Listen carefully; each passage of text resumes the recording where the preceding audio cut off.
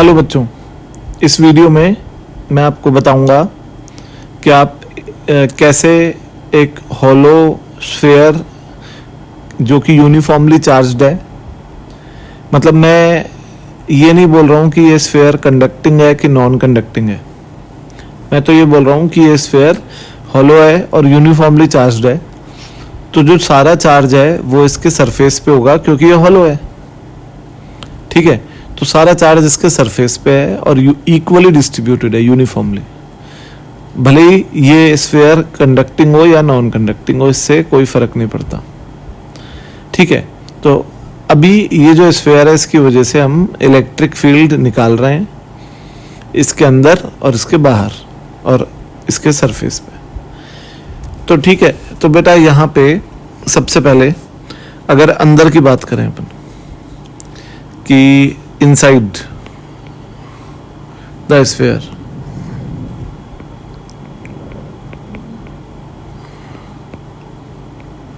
तो स्फीयर के अंदर जो है r a less than r हो गया। जो अंदर वाला पॉइंट है ना ए, इसका डिस्टेंस सेंटर से जो होगा वो स्फीयर के रेडियस से कम होगा, ठीक है। ये तो सिंपल बात है।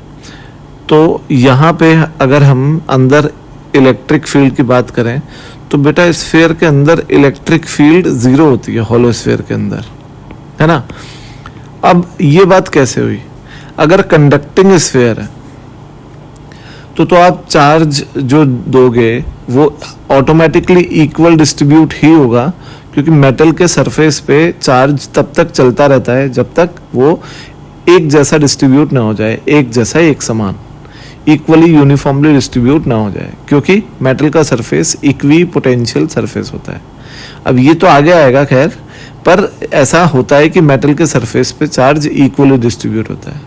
तो अगर ये मेटल है, अगर ये कंडक्टिंग है, तो चार्ज इक्वली डिस्ट्रीब्यूट होगा और इक्वली डिस्ट्रीब्यूट होने पे क्या होगा कि अंदर की साइड हम देखेंगे कि इलेक्ट्रिक फील्ड मेटल के अंदर ऑलवेज जीरो रहती है।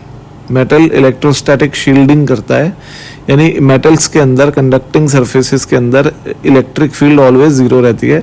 और इस पे मैं पहले ही वीडियो बना चुका हूँ, ठीक है, कि electric field inside the metal is always zero.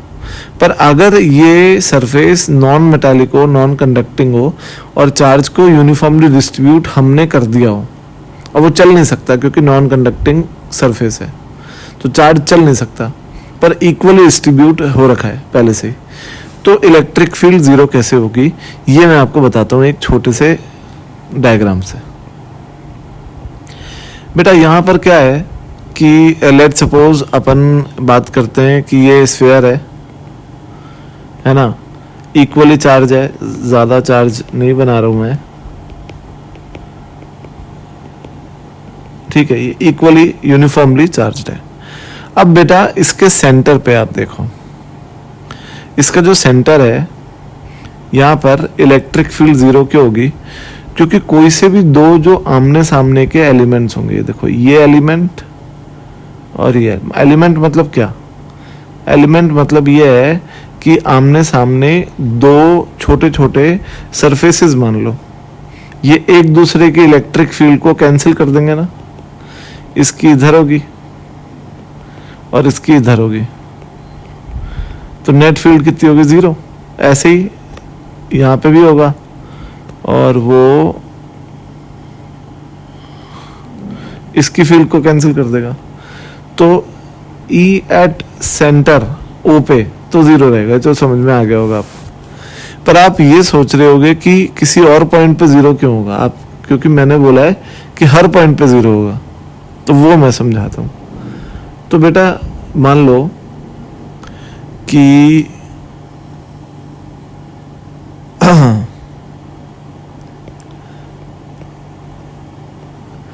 इस पॉइंट की बात करते हैं अपन, ये पॉइंट की, ठीक है। तो इस पॉइंट पे बेटा आप सोचो, इलेक्ट्रिक फील्ड की बात करें तो एक ये सरफेस मानो, ऑब्वियसली चार्ज है स्फीयर पे, इक्वली डिस्ट्रीब्यूटेड है, तो आप ये वाला सरफेस मानो और इसके ये लाइन बना दो, कोनिकल सरफेस, तो इस कोनिकल सरफेस जो आपका इस पॉइंट के जो पॉइंट है P, इसके जो राइट हैंड साइड पे कोनिकल सरफेस है और इसके जो लेफ्ट हैंड साइड पे कोनिकल सरफेस है, इनका साइज अलग अलग है। तो आप ये बात सोचो कि ज़्यादा चार्ज किस में है? ज़्यादा चार्ज है लेफ्ट वाले सरफेस में, इसमें, और इसमें कम चार्ज है। पर बेटा ये जो डिस्टेंस है P पॉइंट की जो डिस्टेंस है कहाँ से? लेफ्ट वाले सरफेस से R1, और ये डिस्टेंस R2। तो R1 भी बड़ा है R2 से।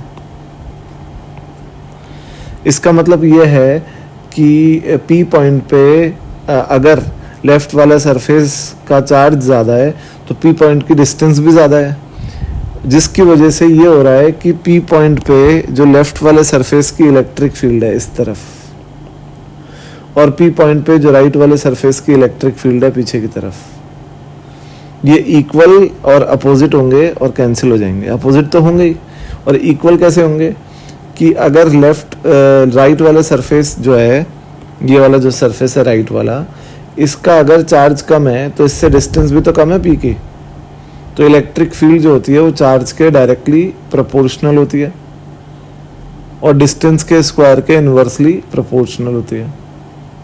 तो अगर चार्ज की वजह से इलेक्ट्रिक फील्ड कम है तो डिस्टेंस कम है, तो उसकी वजह से इलेक्ट्रिक फील्ड ज़्यादा होगी। तो वो फील्ड लेफ्ट वाले पार्ट की फील्ड और राइट वाले पार्ट की फील्ड इक्वल है और अपोजिट है, तो कैंसिल हो जाती है, जिससे नेट फील्ड P पे भी कितनी हो जाएगी? 0। यानी स्फीयर के अंदर जो है किसी भी पॉइंट पे इलेक्ट्रिक फील्ड हमेशा कितनी होगी? 0। ठीक है बच्चों, हमेशा। और फॉर आउटसाइड पॉइंट है ना, कि for B point RB is greater than R outside the sphere, sphere के बाहर B जो है RB वो R से बड़ा है ना। तो यहाँ क्या होता है बेटा कि यहाँ पे तुम ध्यान रखना कि जो स्फेरिकल सिमेट्रिक सरफेसेस होते हैं, जैसे स्फेरिकल सिमेट्रिक सरफेसेस क्या होते हैं, जैसे ये जो चार्ज है ये एक स्फीयर के सरफेस पे डिस्ट्रीब्यूटेड है, तो इसको स्फेरिकल सिमेट्रिक सरफेस डिस्ट्रीब्यूशन बोल सकते हैं चार्ज का, कि ये एक पॉइंट से इक्वल डिस्टेंस पे डिस्ट्रीब्यूटेड है ये चार्ज, तो इसको स्फेरिकल डिस्ट्रीब्यूशन ऑफ चार्ज भी बोल सकते हैं। तो बेटा आप सोचो ये जो सारा चार्ज है इसका सेंटर कहाँ होगा? इस पॉइंट पे होगा, centre of charge, centre of charge, centre of charge. यानी आप सारे चार्ज को O पॉइंट पे कॉन्सेंट्रेटेड मान सकते हो, और अगर आपने सारे चार्ज को O पॉइंट पे कॉन्सेंट्रेटेड मान के O पे एक पॉइंट चार्ज को रख दिया, ये O पॉइंट है, यहाँ पे पॉइंट चार्ज क्यों रख दिया? जो पूरे स्फीयर पे था, और ये B पॉइंट है, ये डिस्टेंस है RB, तो जो इलेक्ट्रिक फील्ड होगी आउटसाइड वाले पॉइंट पे B पॉइंट पे वो हो जाएगी KQ/RB का स्क्वायर। बात समझ आ गई कि आप क्या कर रहे हो कि अगर किसी स्फीयर का चार्ज इक्वली यूनिफॉर्मली डिस्ट्रीब्यूटेड है तो आप उस स्फीयर के सारे चार्ज को उसके सेंटर पे कॉन्सेंट्रेटेड मान सकते हो, है ना, to calculate electric field on outside point, बाहर वाले पॉइंट पे इलेक्ट्रिक फील्ड निकालने के लिए। समझ गए? तो आपने इस को कॉन्सेंट्रेट करके फील्ड को लिख दिया KQ/R स्क्वायर, जहाँ पे R रहेगा RB, distance of that point from centre of the sphere. ठीक है, अब जो है सरफेस पे आऊँ अगर, यानी ऑन सरफेस, तो बेटा सरफेस का मतलब क्या है कि सरफेस पे R और R रेडियस और सेंटर से डिस्टेंस इक्वल है, तो वो फील्ड हो जाएगी KQ/R स्क्वायर। अब बेटा सरफेस पे जो फील्ड होती है वो हमेशा स्फेयर के सरफेस के परपेंडिकुलर होगी। यानी अगर मैं फील्ड लाइन ड्रॉ कर दूंगा तो स्फेयर की फील्ड लाइंस जो है वो इस तरीके से होंगी कुछ, कि वो मैं आपको ड्रॉ करके दिखाऊंगा कि कुछ ऐसा बनेगा। ये स्फेयर है और इस पे चार्ज है यूनिफॉर्मली डिस्ट्रीब्यूटेड, ये बना दिया मैंने चार्ज, और जो फील्ड लाइन है वो इस तरीके से परपेंडिकुलर जा रही होंगी।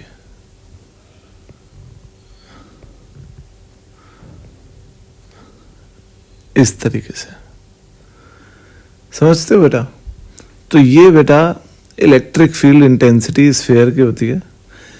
और इसका ग्राफ बताता हूं अब मैं कि इसकी फील्ड के ग्राफ को आप रिप्रेजेंट कैसे करते हो।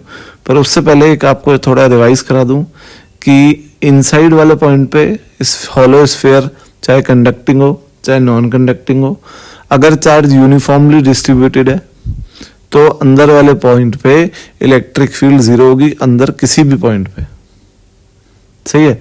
और जो आउटसाइड वाला पॉइंट है, बाहर वाला पॉइंट, उस पे इलेक्ट्रिक फील्ड होगी KQ/R², जहां पे R उस बाहर वाले पॉइंट का सेंटर से दूरी है और कैपिटल R क्या है? स्फीयर का रेडियस, ठीक है। और जो सरफेस है उस पे होगी KQ/R², जहां पे कैपिटल R क्या है? रेडियस।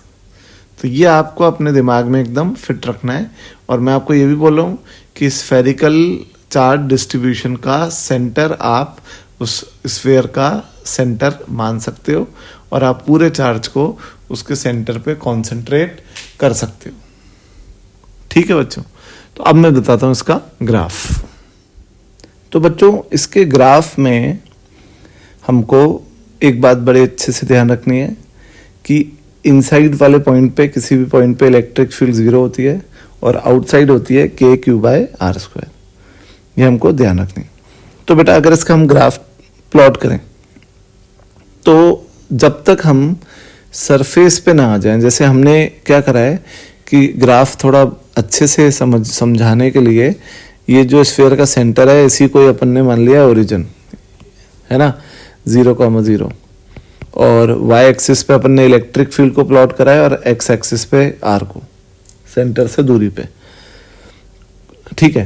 तो यहाँ पे बेटा सबसे पहले अगर अपन ग्राफ बनाएंगे तो आप सोचो कि अंदर वाले पॉइंट पे इलेक्ट्रिक फील्ड हमेशा जीरो होगी। तो सबसे पहले r बराबर r तक, r बराबर r तक, यहां तक बेटा इलेक्ट्रिक फील्ड जो है इनसाइड जीरो रहेगी।